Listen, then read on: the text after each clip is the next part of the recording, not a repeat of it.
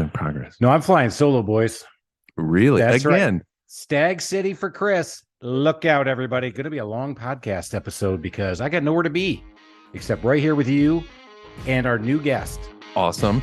Welcome to the Small Business Safari, where I help guide you to avoid those traps, pitfalls, and dangers that lurk when navigating the wild world of small business ownership. I'll share those gold nuggets of information and invite guests to help accelerate your ascent to that mountaintop of success. It's a jungle out there, and I want to help you traverse through the levels of owning your own business that can get you bogged down and distract you from hitting your own personal and professional goals. So strap in, adventure team, and let's take a ride through the safari and get you to the mountaintop.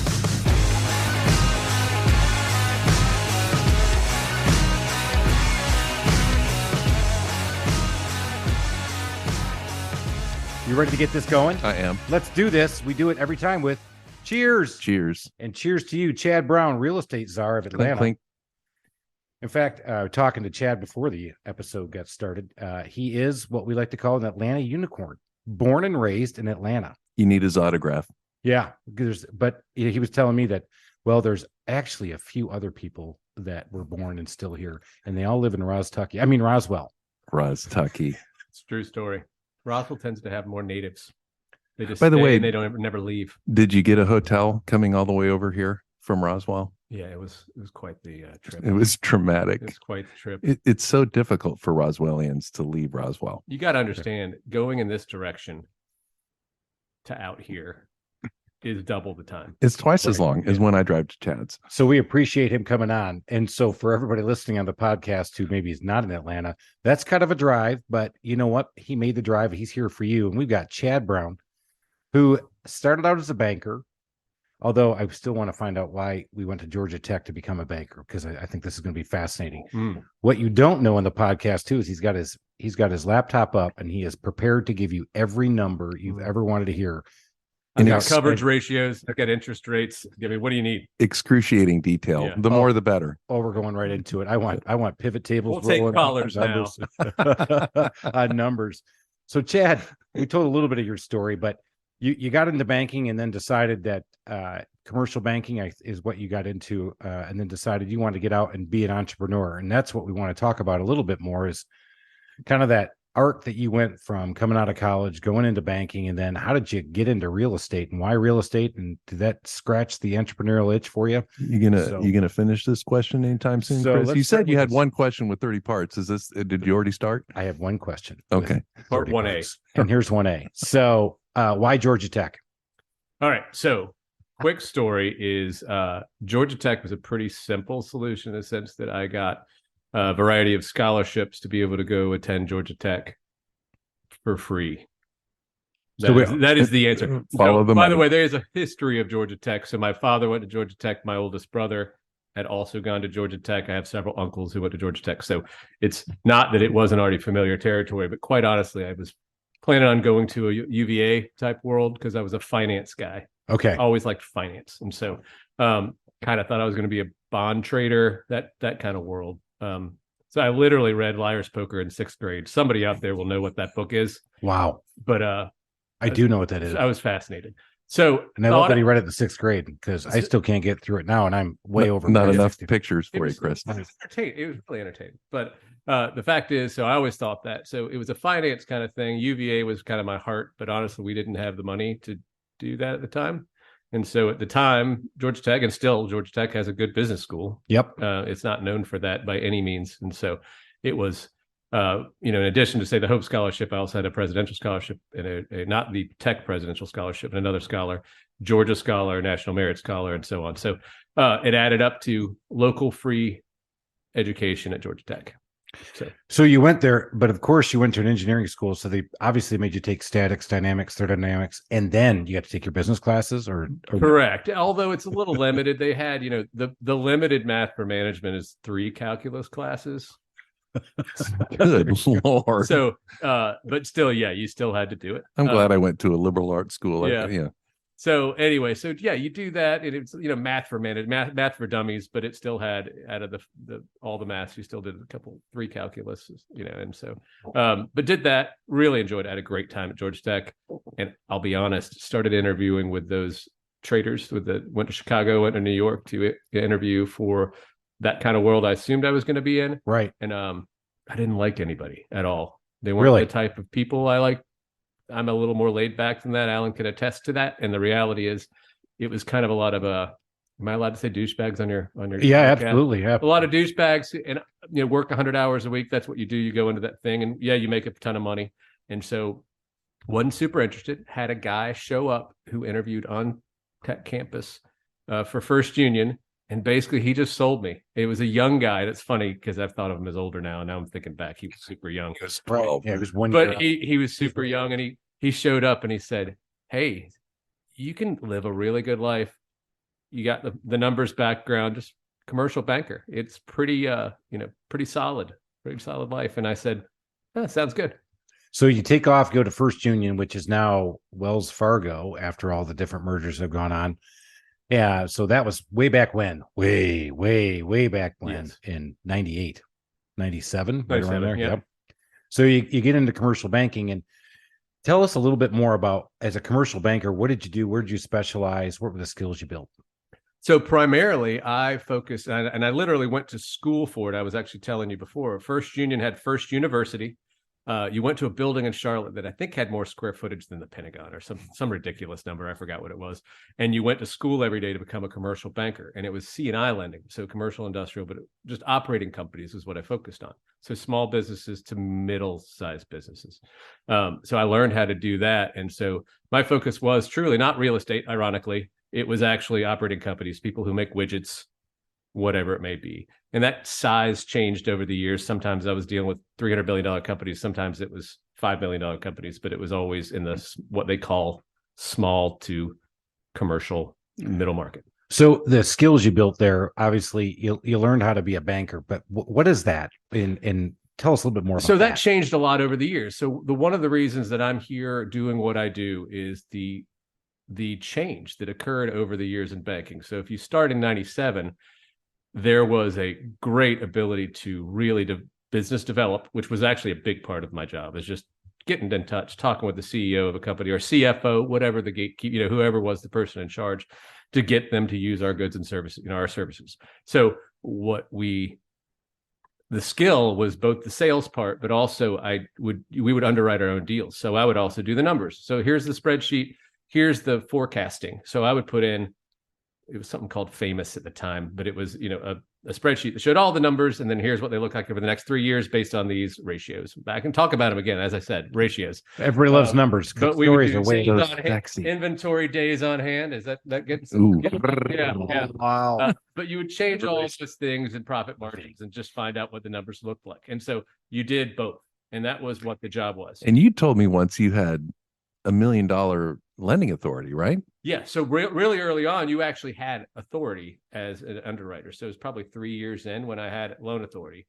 You have oversight, of course. Talk about being an entrepreneur, because in today's world, if you're not familiar with it, you don't get to do what you just said. You don't have $1 million lending authority. You have to have a partner who has that, who has to check you, and then it has to go to another check.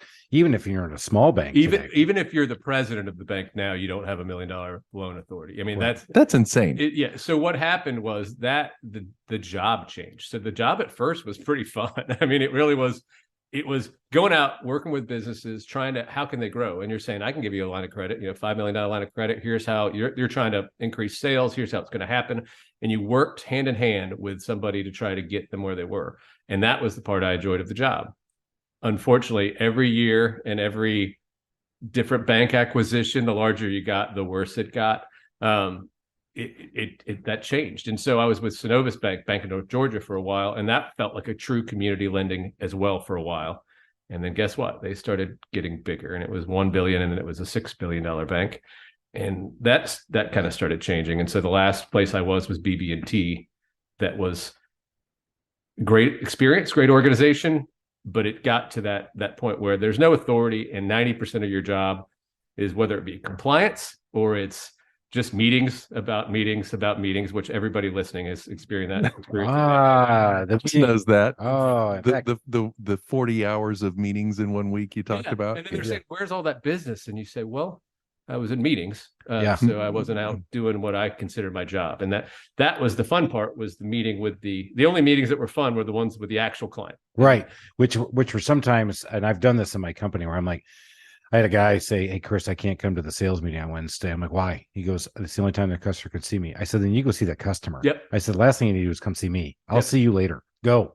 But not when you were in the bank, not in the banking world that we both came from. And they'd be like, "No, you have to come give me the status report. And before you give me the status report, you better get with your guys and get a pre-meeting so you can get ready for that status PS reports. And I'm like, "Well, what about customers?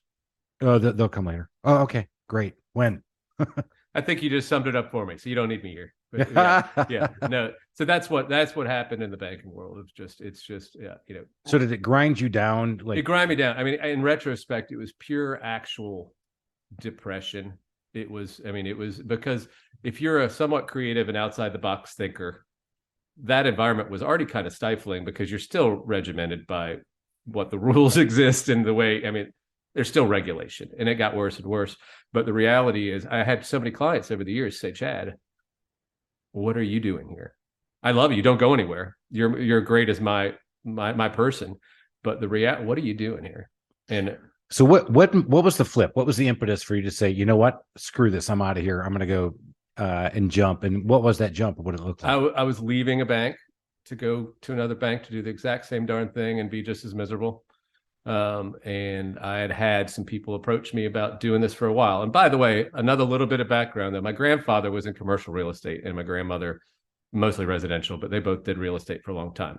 Even my uncle does some. So there was always a little bit of a background.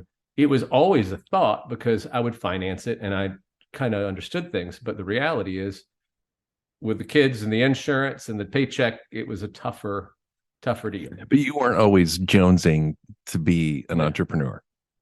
Because Chris and I have talked about this in the past. I mean, there's entrepreneurs who come from an entrepreneurial family, or they're just somebody who they've always wanted to be on their own, and they're going to be miserable in the corporate world if they don't eventually give it a try.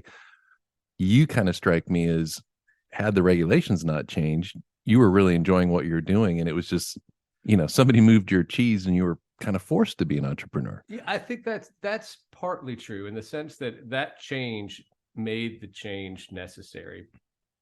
But I'm happy it did. The reality is, as a kid, I would do drawings for the inventions that I wanted to put in. That at Georgia Tech, and I'll tell this story. My kids never want to hear it again, but I tried to start a company to do online book sales. Does anybody have any ideas? No, that would never work. Yeah. Horrible idea. What are you thinking? So, oh my so God. much. Geez, Chris, that actually might trump all of the great ideas that you had that you didn't do, that somebody I know. else made. You know what? I like this. So Scott got one that's even better than me that he didn't act on. I've got a list of those, but this one, it does trump it in the fence. I met with the president of Georgia Tech, a guy named Pat Creasine, back at the time, and complained about textbooks and the prices, and how if there was any market for it whatsoever, we could just order them to the school. You could pick them up wrapped in a package. No, this is no joke. Wrapped in a package and cellophane, because you couldn't put it in your P.O. box. And so we talked about how we could do that. Well, I don't know if you know this, but there's a textbook lobby. Yeah. They don't want this to happen. And the logistical challenges, because my idea was you just set up tables on one day and everybody showed up and said, "Hi, I'm Chad Brown. Here's your 6 textbooks." You pick them up at a table out in the quad. Anyway, logistically was never able to get it done. I actually had a buddy who he kept going down that road, who we were trying to do this together for years, and even did some software to that extent. Years later, made some progress. Obviously, at some point, somebody came along and started doing this teeny company. I know what happened is that your idea was there, you were doing it, and this guy, this sneaky ass MFer, Jeff Bezos, stole it from you. I knew that. I knew there was a movie about this. Damn it, Bezos! Yeah. I think you stole it. You know what? Sounds like a movie. Yeah, I think that's a great movie. I guess that's everybody's story, right? In the Facebook, people are like, "Hey, we did that. You stole it." That's my new story then. I got Bezos. You did. You got Bezos, and now look at me. You should sue him for something. Sue him for something. Yeah, he's got a few shekels. But so anyway, the spirit was always kind of there. Admittedly, partly I think that the laziness part of that was comfortable where I was. allowed me to stay doing what I was doing. I had the same thing. A lot of people who are thinking about making that leap, it is hard and it's daunting, but it's also, you're comfortable.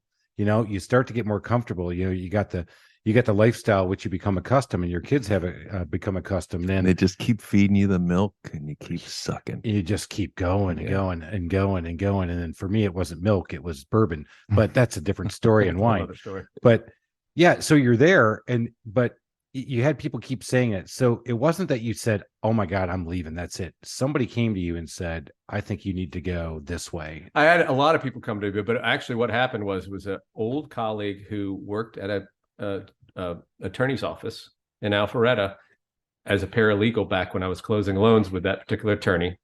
And she had left and went to KW Commercial and done that. And she said, "Hey, I think you'd be good at it." She'd been telling me that for years, and then came at the right time. And I said, "Yeah, you know what?" So you did it. Now, so obviously it wasn't your own book of business right off the bat. But did they give you like training? Did they give you like a salary, or was it really go build your business? I don't necessarily advise for anybody. The reality is, I didn't get any training. I have nothing, no kind of anything. As a matter of fact, I didn't even join that woman's team. So she told me to come over and said, "Hey, come over, be part of KW Commercial." I said, "That sounds good." Got licensed. While I was getting licensed, I sent a deal to her from my contacts, and we started doing the deal. And I realized I'm doing a lot of the work, all the work, and we closed on it. And she paid me 50%, and I paid her 50%. And then she put a contract on, "If you join my team here, you 50% of what you do." And I kind of, based on my experience, said, "I think I got this. I'd rather not share it all." Nice. So I actually never joined the team and did it all by myself with no training. I'll be honest. Now, the banking was a great preparation. So talk a little bit more about why was banking so important. You and I were in that world, yeah. But I think a lot of people don't understand kind of the skills that you built, or the tools you're building up. So the financial analysis side, what shocks Alan and I a ton is the lack of knowledge on that side from a broker standpoint. So you can distinguish yourself quite a bit just by knowing how things work. And that seems silly, but true. It is that simple of the financing, as long as you're not doing cash purchases, the financing alone is has a huge effect on your return. And so that allowed me to distinguish myself a little bit. Plus, I've also seen the pitfalls. So I was a banker in 2008. Guess what I got to see? Oh boy. Yeah. I mean, you saw me start my business. Yeah. Whoops. I've seen how things go. And so I witnessed people handing back keys to properties. I witnessed, tons of it. Did you hand back a key? I just saw a look on. Alan, what, you want to chime in here, buddy, or you want to let me take it? I did thoroughly sweep the building before I handed back the keys. Okay. Yeah, fair enough. But I've witnessed it. And so I actually literally saw him clipping up fixtures, just cutting them right in the wall. No, he didn't. He was taking out all the copper. Took the windows. Yeah, the air conditioning unit went with it, but the whole thing. We were loaded up like Sanford and Sons, heading down to the scrap heap. Yeah, so I just saw it all, and that helped a lot. And I saw the small business owner, and I had a lot of small business owners that were my clients who were happy to try to use me as a commercial broker as well. So that it eased my transition a lot. Somebody just starting from scratch is a really difficult. I was told it's 3 years period before you can get a commercial business going. Fact. And my first year, granted, I didn't do a ton. I probably, made 65 grand or something the first year. So that was not what I would call but by the second year, I was making more than I did as a banker ever. Nice. All right. So first year you made 65 grand. And I'm thinking back to my first year. That's exactly 65 grand more than you made. About right. Yeah. Yeah. That's actually give or take, actually minus another 10,000 because I had to put the money into the business to make it run. So that's awesome. So you were able to use your financial background. So there's a gold nugget, right? Know your numbers. And if you don't know your numbers, find somebody who does. Yep. Find somebody who does. You don't have to. If you want to be a salesman, you can be a salesman and have advice from somebody who knows their numbers. Did you feel like being in the Atlanta market like you were? Was that also a benefit for you using your past? My timing, granted, I could be I could be retired by now if I had the knowledge and the client base that we have now, and I was back in 2013. I can't tell you, but nonetheless, the market was still a great assist, because the reality is, since then, Atlanta's been growing. It's been hard to go wrong. Now, I think I've had a lot of really good wins that were above, what anybody just throwing darts would do, for sure, but it still helped. I mean, absolutely, to have that. Yeah, know your market, have a good network around you. And we talked about networking a ton. You had a built-in, I wouldn't say built-in network, but you had built and cultivated a network as a banker, because I had attorneys I work with. I have the business centers I work with. I now also know the bankers that I can choose where the deals go, which was a big part of it. Honestly, finding the right home. Some banks are great for this. Some banks are great for this. So it was great to be able to go, well, Steve over here, he's perfect for this. And that's kind of good. Well, and maybe Chad won't say this, but you could have all that and still not do well. What he has is integrity, and all those people trust him completely, because Chad would never sell something just for the hit, for the commission. I mean, and he always talks about, making sure everybody's happy at the closing table, leave a nickel on the table if you have to. And as a result, he doesn't have to market. I mean, all right, let's dig into that, because everybody says they have integrity. Everybody says, hey, I'm going to do business like that.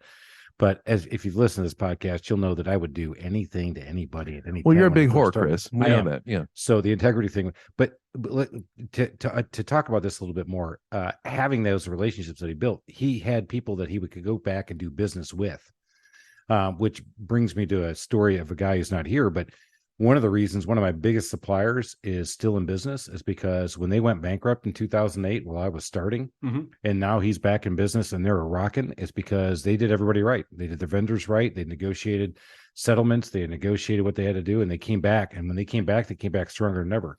2 other guys in the market at the same time, 2 other guys that I used to do business with, absolutely screwed everybody they could. They went and they hid. They went bankrupt. They totally left their vendors high and dry, and both of them tried to get back in the market. No dice. They're gone. They've never been back and that's his building materials. So that's obviously a big thing that you have. And this is where integrity pays off. It might not feel good in the beginning. You might not feel like you're going fast. You're looking at everybody else going, oh, they ton it. But this guy had integrity, and it pays off in the long run. Yeah, I mean, I think it's the one bedrock, and it's honestly why when I approached Alan about joining the business is for that reason, because I couldn't, up to that point, it makes financial sense for me to add people to do this business, to handle the business that I couldn't handle, but I couldn't find anybody that I would trust to represent in the marketplace. So actually, that's part of why Alan's here. But the reality is because of my good looks. It's not because of his good looks at all. Is it because he brought beer to the podcast? Look at me. Yeah, there's that. But the reality is, are you saying Alan has integrity? He does. Oh, he does. I know. Unfortunately. Oh my God, boring. I'm drinking to that. But I tell you, it's really important to me, and it's great that the one thing that always doesn't matter. We're doing a lot of business, doing a little business, that I know every day I sleep okay, because I've represented the clients as well as I can. And every one of them knows that not everything always goes right, but they know that the intention to make it go right was always there.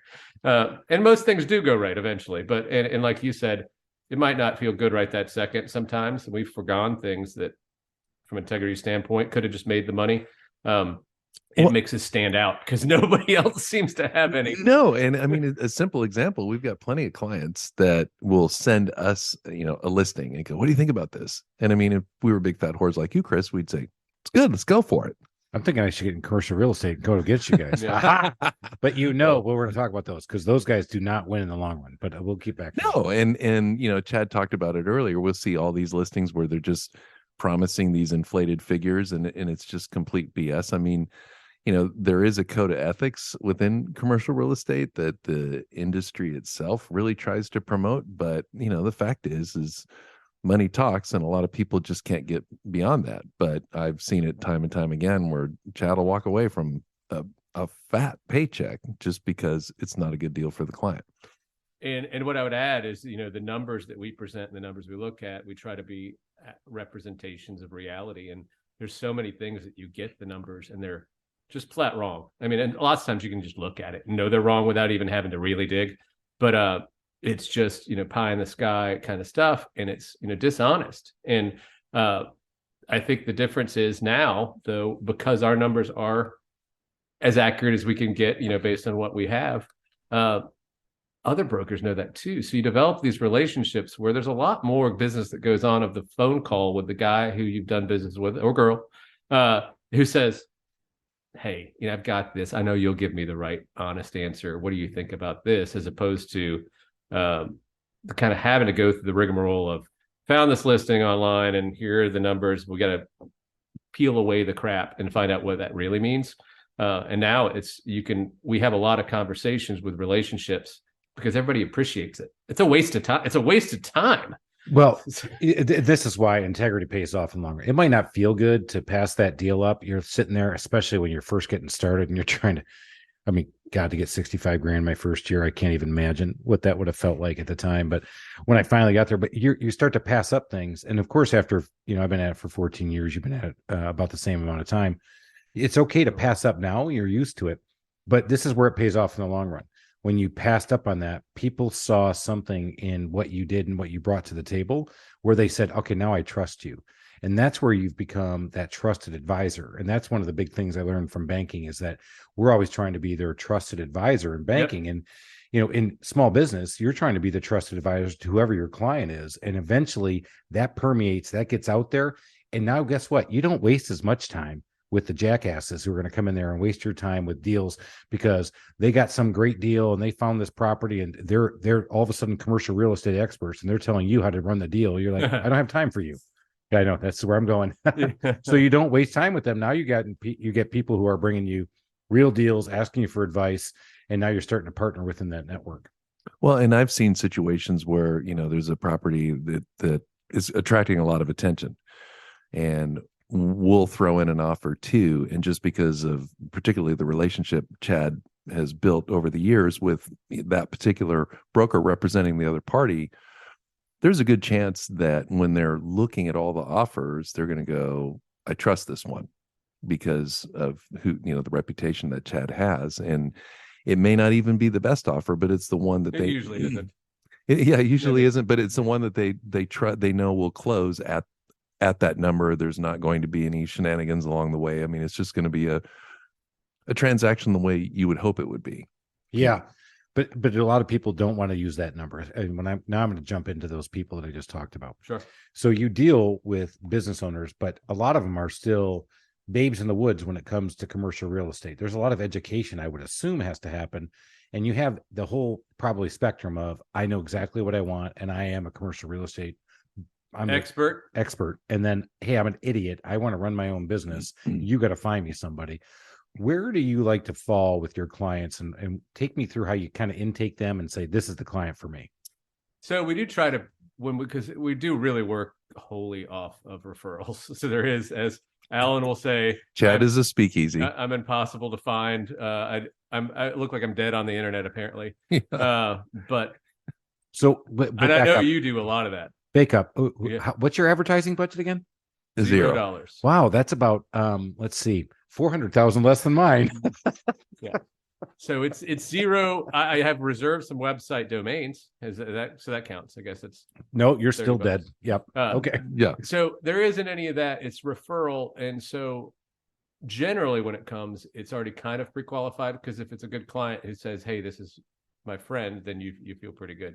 But it's still things come in random ways. They come from all over, and we do actually have a questionnaire that kind of says, what kind of return do you think you want and what do you think you're looking for? I use the word think a lot in this questionnaire because they don't know most of the time. We don't always use it, haven't used it nearly enough, but it does exist. But you really find out pretty quickly once somebody sits down with you if they're serious. And that's something I had to learn. I'll tell you this, my first 3 years, you're talking about whoring yourself out. The reality is the first 3 years of this industry was believing people, which is a problem with being a trustworthy person, is you just assume they're telling the truth. Now my cynicism has grown greatly over the years. Really? Yeah. Hey, that's sarcasm. It doesn't play well over podcasts. It's funny because Alan still has that positive outlook, and unfortunately this will beat you out of it because this industry does. Well, you told me it's one of my favorite stories. Chad told me it was your first seemingly big deal, and you finally realize that the client that was looking to buy a building, Oh yeah. it's the greatest move I've ever heard. He'd go on a first date, and they'd be on their way to dinner. He's like, hang on, I'm going to go swing by this building I'm thinking about buying. And then Chad would show it to him. Is that? It was not quite the story, but he was using real estate and his pretending to he would put buildings under contract. He would never deliver his earnest money. I found this out after extensive Googling later. He just used it to get laid. Oh my God. That's a And spectacular I literally move. spoke to a woman. Gold nugget. Why didn't you think about that, Gold Chris? nugget. Yeah. Hey, everybody, you just figured out what Nobody's ever pretended to be rich to get laid. I mean, right. so But that's a great way to do it. Oh yeah, let's go and take a look at a building. And I God, I'm tried just to no good at picture him this. in his, because he like the worst part about this story is the fact that I found this out after going through some threads on whatever it was with his name, and I went, holy crap, I found a phone number. I called this lady, and she's like, he's living in my basement. He can't buy anything. Oh my God. And it turns that's out awesome. that's what he did, is he pretended he did put him under contract. He'd send an offer, and he just pretended. Never. You know, closed you anything. don't need this online service. You just figured out right there, gold nugget. Yeah. You want to pick up a chick, you say, hey, baby, I'm at the bar. Hey, you want to go out? Oh, hold on one second. I got this $10 million contract right real Hang on. quick. Yeah. Hey, Chad, you're going to meet me on Friday at 5:00. Yeah. And I'm going to be there. Oh, okay. Yeah, we'll be there. We'll show you this property. Yeah, baby, I'm looking at this property. We're going to have this property. Oh yeah, we got to drive by there. Yeah, let's go take a look at it. That is. Can't lose 100%. You know what? I think I'm going to start doing that with every Tyler Perry property all around Atlanta because those things are like mega studios right now. I mean, that's all I keep hearing about is that. You might buy one. Yeah, I heard. You know what? My new girlfriend, my Yeah. wife doesn't know about. Well, is they're that- not Good thing she doesn't listen to the podcast. Yeah, good. She hasn't read the Good book thing or she's- listened to the Good podcast. thing Other she's than that, never paid attention to this thing ever. But yeah, so Yeah. but you learn pretty early on, and there's a lot of people. I mean, they just like to sound important, and they will look and look and look and look, and they say tire kickers. It's the old shows up at the car lot. There's a lot of that, and there's a lot of just my friends are doing real estate, so I'm an expert because I just heard from my friend.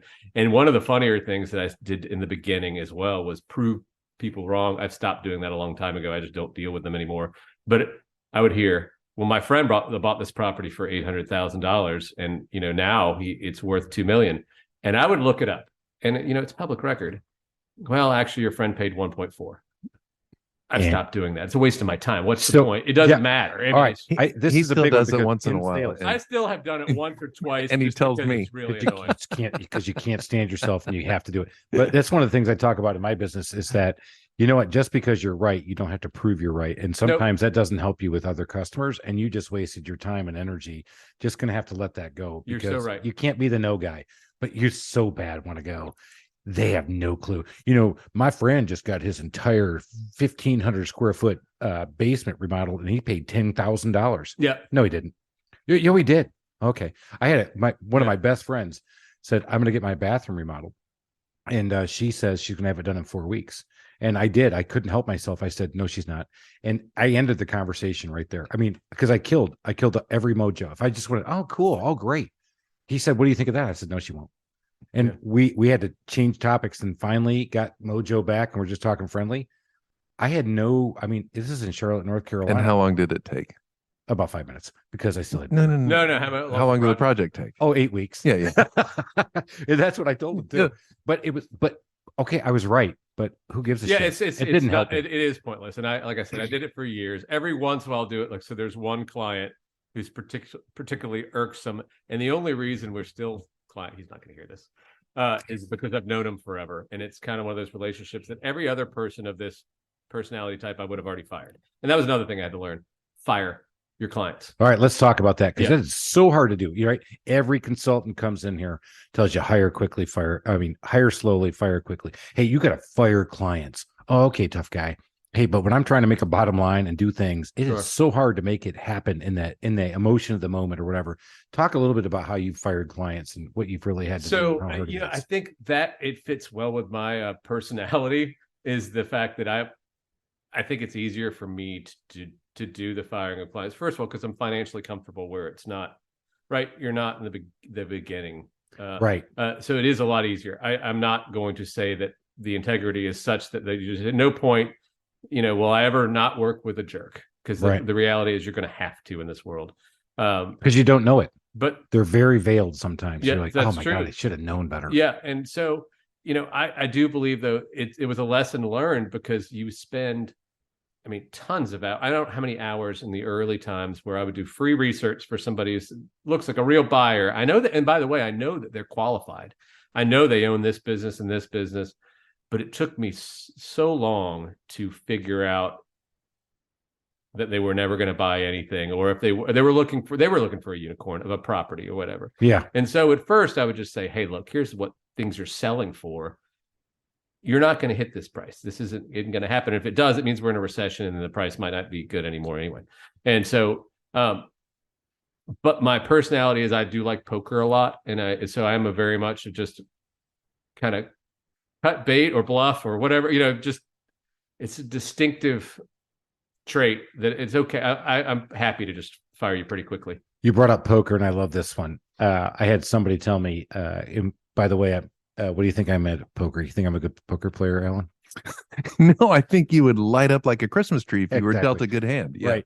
So I've been told, poker is not playing the cards, it's playing the man. Correct. And that's where I get throttled. But you're right. So if you love poker, then you know how to play the man. So you're obviously a good judge of character, but still, it's still hard to fire that client. Like you said, but Chad hates having his time wasted. That's probably one of your top pet peeves. Yeah, that's probably. So I think he's getting to the core of it. It's not even about, I don't need the business or I don't want the business or whatever. But yeah, once I figured out, and that I've gotten better at figuring out, by the way, that takes just experience. There's no metric I can give you that just says they do this, it means this. It's not, none of it's a guarantee. Every once in a while, I'll give Alan a nugget of if they do this, it means this, which they're little things you learn. But the reality is they're all different.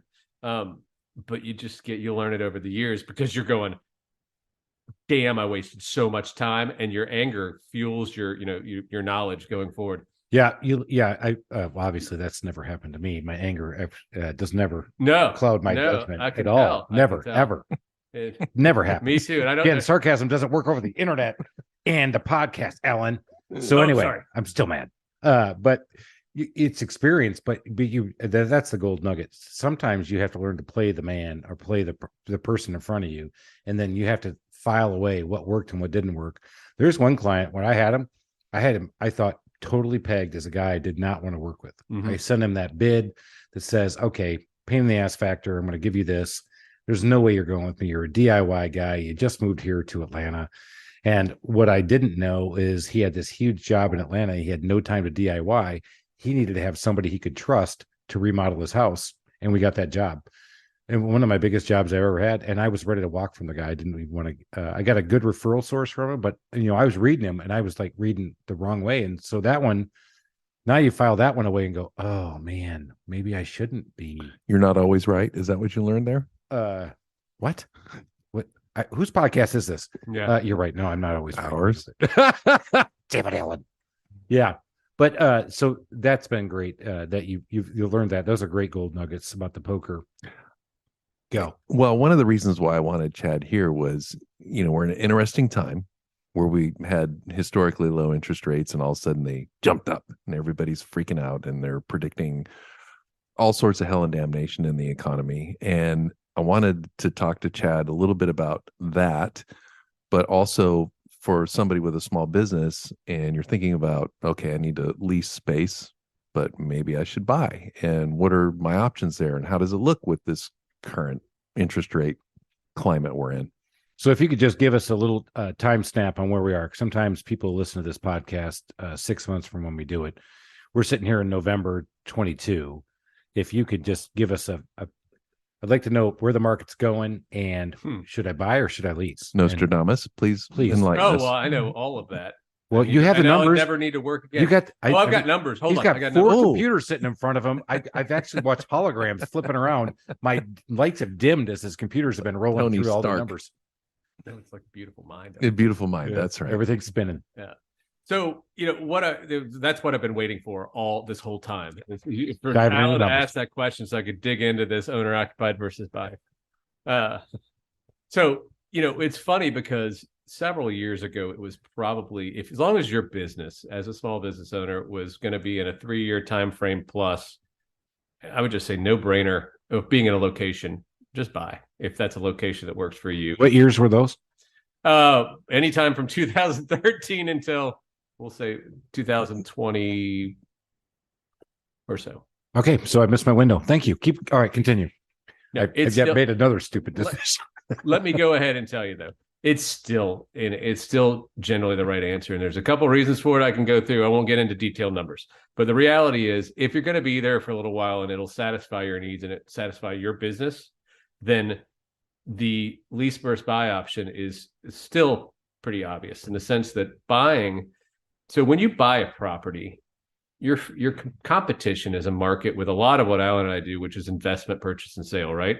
Those investors demand to buy a property that pays its mortgage, plus it gives them the return above and beyond that, right? It doesn't just break even. That's right. That's not what investors are demanding. They're demanding, and it used to be, you'd say an 8 cap. And by the way, I don't know capitalization rates. We won't go into all that, but you're demanding a certain return on your cash. We'll just stick with that. The cash you put into the property, you're demanding a return on. And let's say it's 8% or whatever. So you're paying a price for a property that the rents give you that money plus the 8% return on your cash, right? So as an owner user, though, you don't have to make that same demand because it's just what you need for your business. And if you were leasing, guess what? You're just throwing the money down the drain anyway. I sure am. So hypothetically. Does this hurt a little bit? I'm hurting. Hey, that's why I'm excited to have him here too. Trust me. So, part of the reason, that has always worked is that you don't demand the same return, first of all, necessarily on the real estate, as long as your business can be where it is. But in addition, if you're owner occupied borrowing, it's way cheaper. And so I'll give a quick summary on the reason that's cheaper. So real estate is categorized according to the banks and the regulatory environments in a different spot. Investment real estate goes into this one bucket over here that the banks have to reserve more cash. So they have to set aside more cash for those loans. Now, owner-occupied real estate doesn't count as real estate. It counts as C&I lending, which I think we started with at First Union, right? There we go. It counts as operating companies, which is what everything in the government's going, loan to companies, loan to operating companies. That's what we need for our economy, right? That creates jobs. That makes everybody happy, right? Investment real estate doesn't create any job by itself. It's just a building, and then there's people who pay rents inside it. So it makes the regulatory agencies happy. It makes the banks happy because it's the best of both worlds. Guess what? It's a C&I loan. Wow. That's what everybody wants. We still have real estate. So you get the best of both worlds, right? That's the reason banks, and I was horrified in 2008 when things started going to hell. We were still loaning, on all this land. And I was a C&I guy, and all my operating companies continued to thrive even through the downturn because people needed the back of the toilet seat or whatever that they made. The real estate I saw fall apart. And so it was a interesting lesson to watch from that standpoint. But what I still found is that C&I lending combined with real estate is your best of both worlds, and they'll therefore give the best rates. So owner-occupied rates are already going to be 1%, sometimes even as much as 2% cheaper than what you're borrowing at for an investment by itself. So even in today's economy, where we're going, potentially a recession, correct. Even though we're kind of in one, but I don't want to get into that bullshit either. Yeah. But 2 quarters thing, whatever. Yeah, well, we throw that out the window now because whoever has the narrative has the narrative. But so even with today's economy, 22, staring at midterm elections here in the U.S. and then going into 23, still, if you are thinking you're going to be in business and in your business for the next 3 to 5 years, it's probably better to have bought or buy now. Sense. Yeah, it still makes sense. And I apologize. I kind of digress. But the reality is it makes sense for the reason of you're going to buy at a cheaper rate. So your implicit return compared to an investor for the exact same property is better.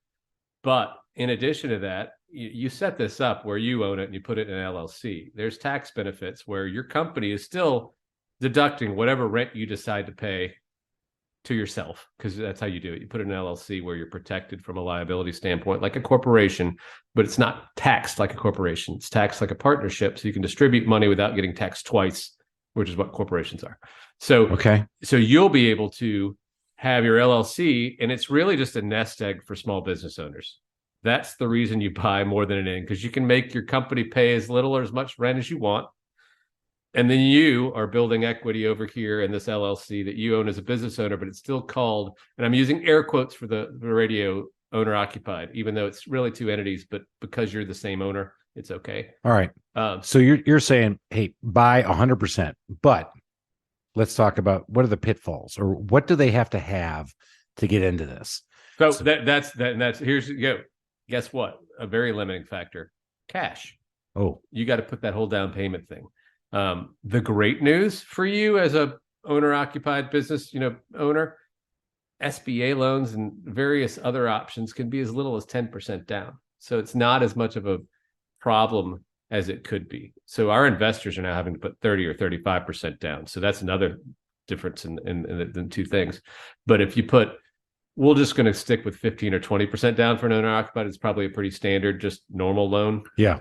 That's something you can still do. So the pitfall is you put in, and I'm just going to give an example of $1.5 million piece of property, 10,000 square foot property in Alpharetta.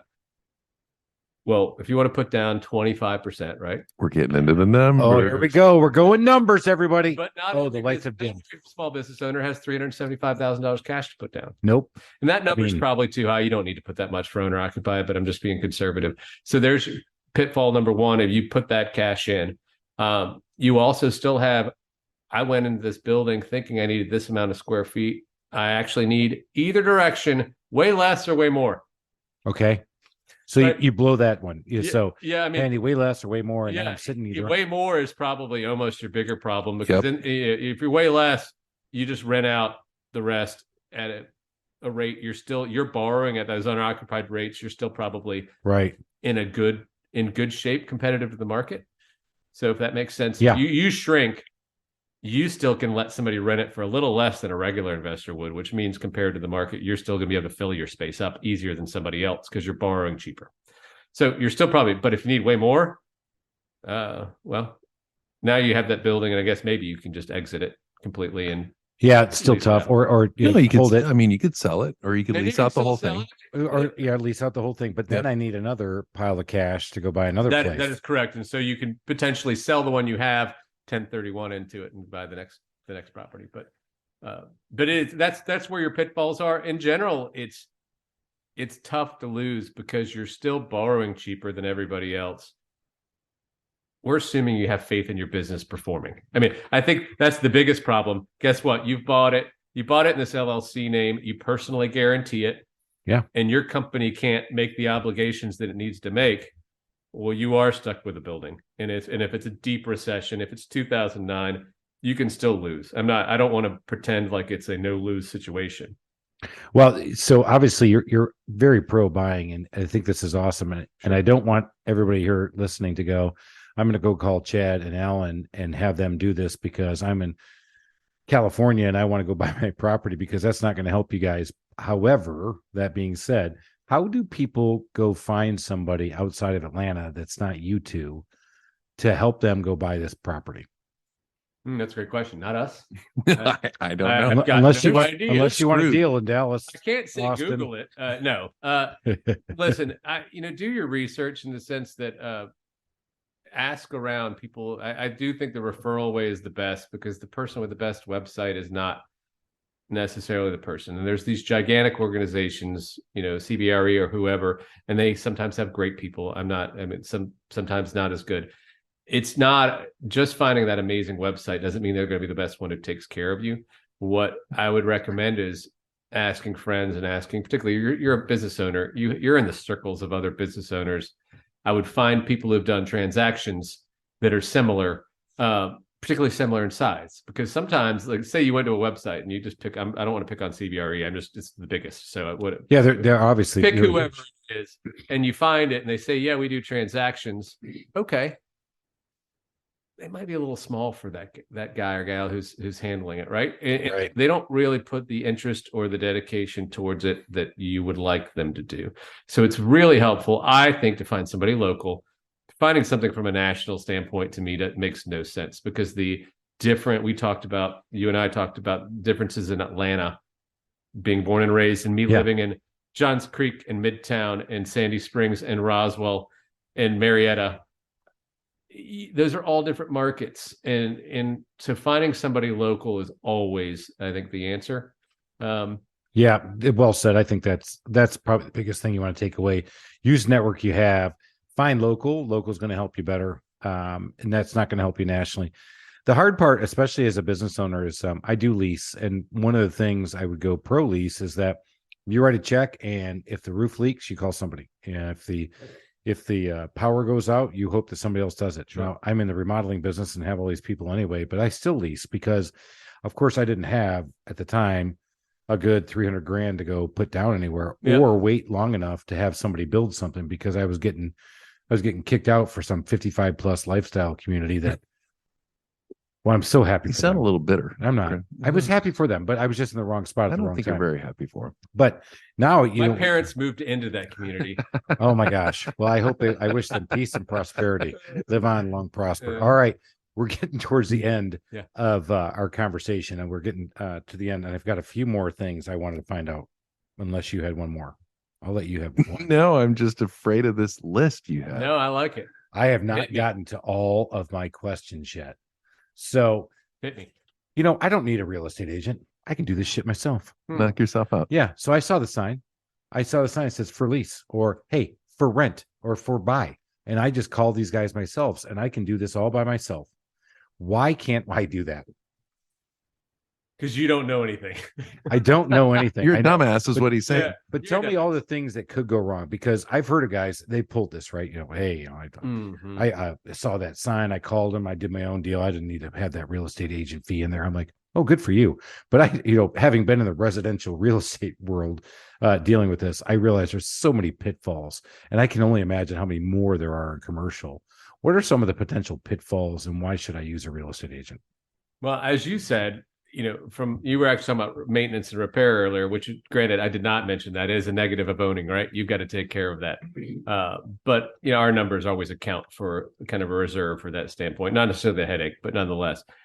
So some people also think they know the inspection world, right? Which I'm sure you've heard that. Oh, yeah. I got an eye roll. There we go. Yeah. And so the reality is, Eye rolls don't play on the podcast. But honestly, I'm going to give you a number one answer, and I'm not going to go. I'll probably give you 7, because we drive the bus. And Alan will laugh at this, but I mean, the reality is, to get something from I'm interested in that property to contract to close is no longer a things just work on autopilot, is what I've discovered. And it is amazing how on top of an attorney you have to be to get this next step done, and it's title, and there's a title issue, and we've got to get it cleared up. And no layman has that knowledge, and I won't pretend I have the attorney knowledge, but the reality is we kind of know what pops up.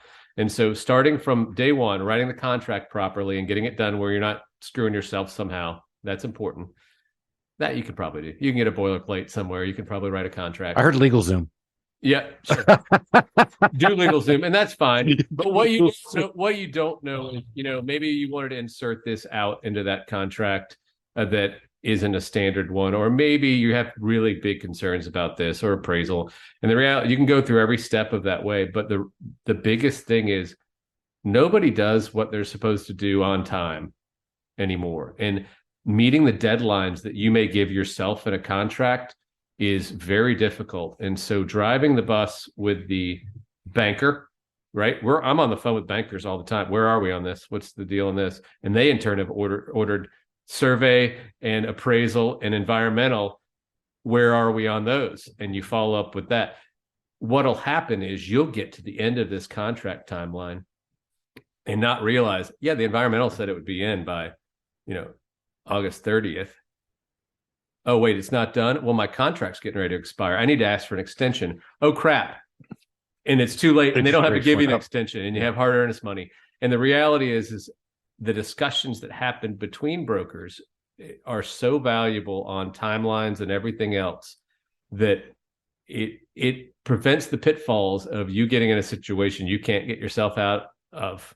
And that's the biggest thing. It's driving that bus and getting it closed in a timely manner. Well said. I like that because I'm going to go to the small business safari, our namesake. Oh yeah. You can go on safari and go out there and you probably can slay some awesome lion or antelope or elk or whatever you want. Or you could hire a guide and get a little closer to being able to pull that off. And I think that's the guide, the person driving the bus. That's where money well spent, because while this, what's the average length of a transaction from time of idea to contact to? Let's talk about land. No, let's not talk about land. So yeah, but from a traditional, just you're buying your office or whatever, the average length is probably a 45-day due diligence and 45 or 30-day close.